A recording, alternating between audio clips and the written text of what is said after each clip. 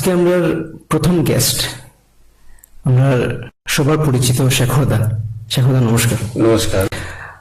আমরা যারা যারা তানরে চিনি তাই হাইলাকান্দির একটা অত্যন্ত গুরুত্বপূর্ণ কাজ করছেন। কাজটা হইল গিয়া আমরা শান্তিবন মহাশ্মশানের পুনরুদ্ধার করছেন হইতে গেলে।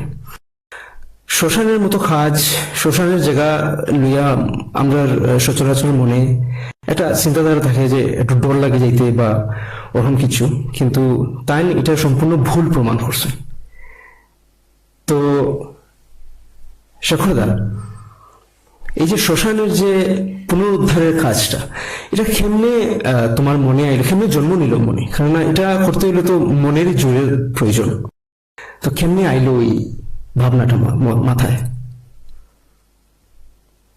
এটার ভাবনাটা আমার পিছনের একটা উদ্দেশ্য যে আমরা মানে জন্মিলে মৃত্যু এটা ধ্রুব সত্য। আর আমার অনেক ছোট থাকতেও যে একটা ইচ্ছা থাকে আসিল যে মানে বডির সৎ কাজ করার উদ্দেশ্যটা আমার খুব একটু প্রবল আসিল। অনেক করছি। কিছু সময়ে যেমন আমার আত্মীয় স্বজন বন্ধু বান্ধব গ্রাম সাইডে থাকলেও নদীর পাড়ও এইরকম শ্মশান বানাইয়া করা হয়, এটাও করছি। তাই আমরা হিন্দু রীতিতে কোয়া যায় যে 108টা বডি দাহ করলে একটা পুণ্য হয়, পূর্ণ পাওয়া যায়। 108টা মতো আমি গোনা রাখছি। আচ্ছা, এরপরে আর আমার গোনা রাখছি না। বাপরে, এটা তো বহুত বড় অ্যাচিভমেন্ট। আর আমরা এরপরে হাইলাকান্দি শ্মশানের ব্যাপারে শ্মশানে অনেক দাহ করছি।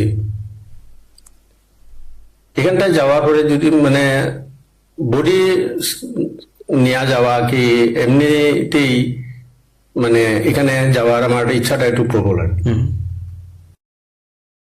গিয়ে ওখানে একটা চিন্তাধারা যে একটু গিয়ে পরিষ্কার করা, নতুবা একটু বই থাকা, এরকম একটা আমার ইচ্ছা সবসময়। শ্মশানের পরিবেশে তোমার টানে?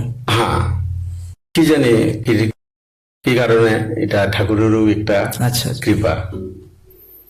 তো এরকম যেতে যেতে যে একটা একদিন ইচ্ছা হইল যে শ্মশান আমরা যাই, সৎ কাজ করার পরে ঘুরিয়াই যাই। হয়তো 2-3 মাস, 4 মাস, 6 মাস ওরকম পরে একবার একজনের যাওয়া পরে, তারপরে এই জায়গাটা মানে কিরকম আছে কিরকম না এটার কেউ আর খবর রাখেন। আমরা হাইলাকান্দি শ্মশানের একটা জিনিস আমি দেখছি যে মন্দির আশপাশে এই ডালা কুলা লেপ তুষক এই সব মানে এটা বিভৎস রূপ, খারাপ লাগে দেখতে। কোন কোন সময় এগুলো আমি পরিষ্কার করছি।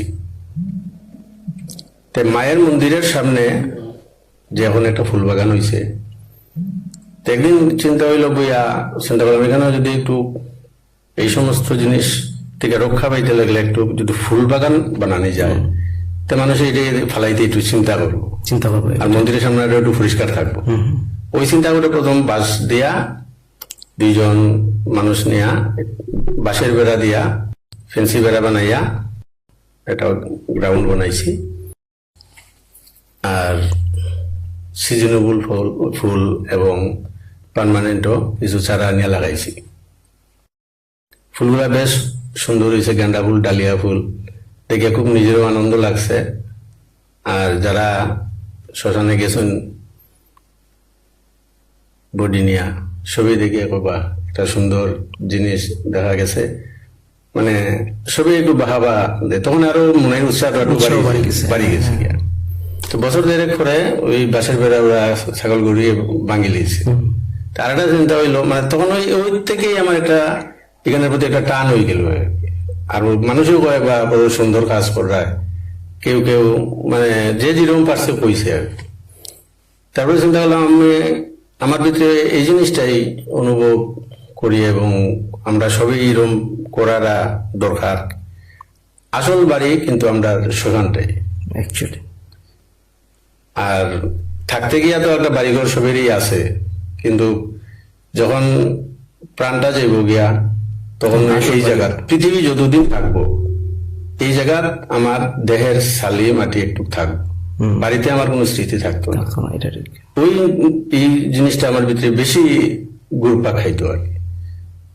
তা আমিও আমার একটা ছোট একটা ঘর বানাইছি, থাকার তো সবই বানাইতে লাগে। তারপর চিন্তা করলাম এটাও আমার একটা বাড়ি মনে করিয়া এটারও একটু সুন্দর করার চেষ্টা করলাম।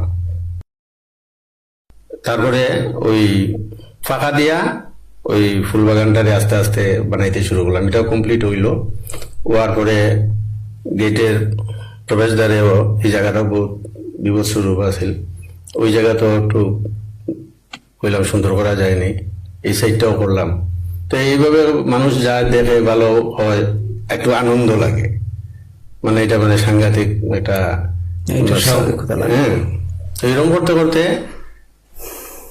এইভাবেই কাজ করিয়া করিয়া যেতে যেতে আমি রাত্রে 12টা একটা সময় গিয়ে কেন বই থাকতে ইচ্ছা করে, আবার বাড়ির টানে আবার আইতেও লাগে বাড়িতে।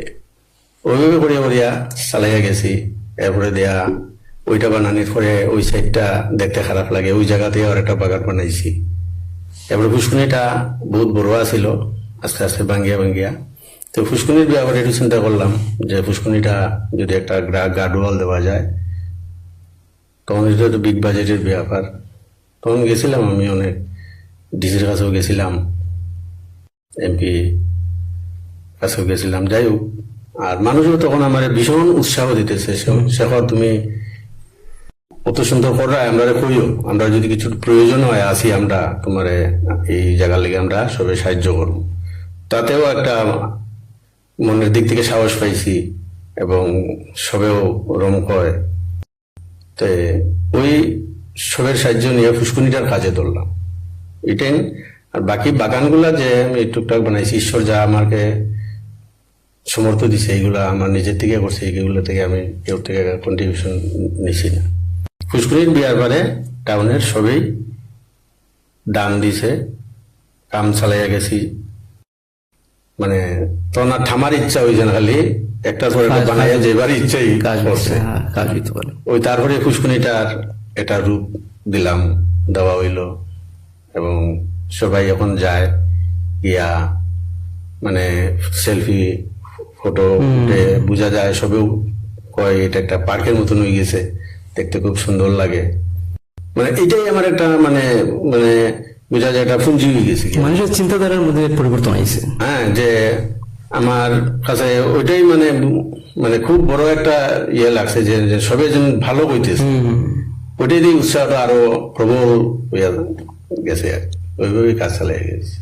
মানে এটা থেকে আমরা ওটা বুঝতে পারি যে কোন মহৎ কাজ করতে হইলে ভগবানের নাম লিয়া তান স্মরণ করিয়া হ্যাঁ, এটা তো আর একবার স্টেপ দিলাইতাম, কিছু ভাবা হবে নাই, একটা পর একটা কাজ হইতে থাকে।